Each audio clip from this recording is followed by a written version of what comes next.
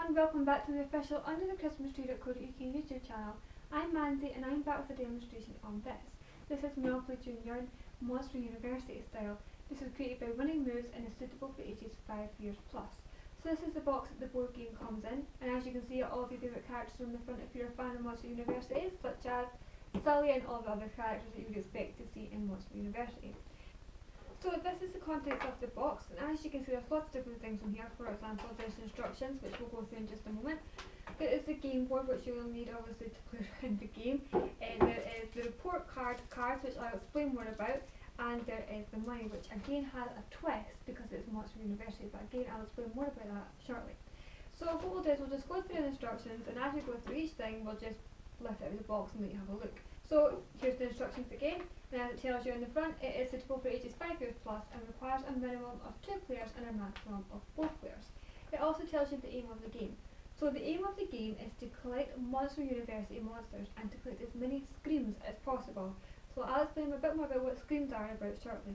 Also, you'll see the contents of the box at the side. It just again explains what's in the box. It's the board game, there is the report card, which I mentioned earlier, and again I'll explain more about that shortly. There's the dice, there is the icons to move it around, which are in the shape of baseball caps, and more.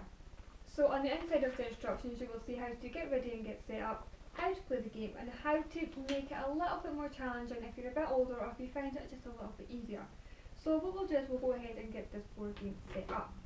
So this is the board game here, and it's very simple to set up. It's just like other Monopoly games. You just simply unfold it in 4 easy steps, and that is your board game set up. I'll just turn that around so it's facing the right way.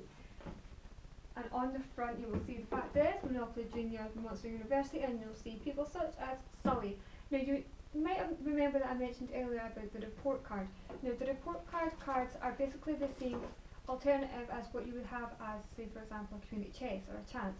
You would put your report cards in the slot, and as you land on a report card space, you would take the card and follow the instructions. For this one it says you're caught trespassing at Whistler's Inc. Pay Scream 3 into the Scaring 101 book.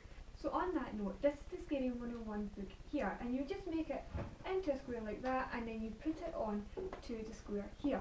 Now if you land on a report card and it tells you to pay money into the Scaring 101 book, you put it in there, and if you land on the Scaring 101 book space, you get to collect all the money that's in there. So I'll just put the board game down so we can set up the rest of the stuff. So to begin with, you need to appoint somebody to be the university dean. Now this is the alternative to having a banker, and they again distribute money or take money from people. If somebody wants to buy something, a square or a card, then they go to the dean to buy the money.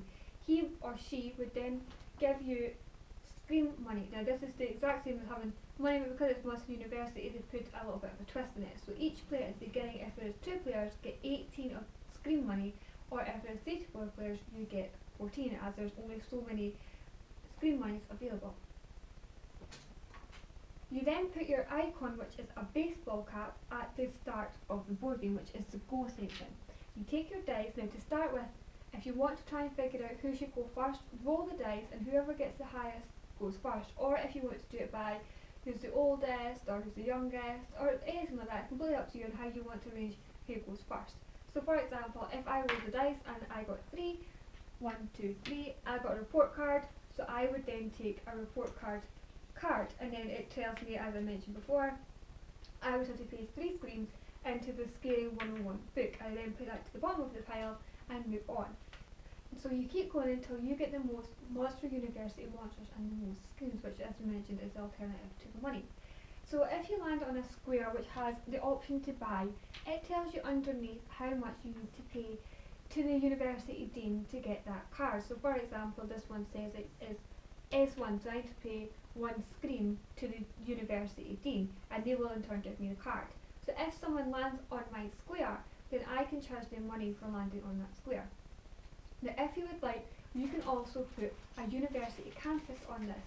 Now a university campus is the alternative to putting a house, an original Monopoly, on your square. You have to pay money for this, but if somebody does land on that and you have a campus on there, they have to pay quite a lot of money to you. So if you want to make this game a little bit more challenging, then you can do so.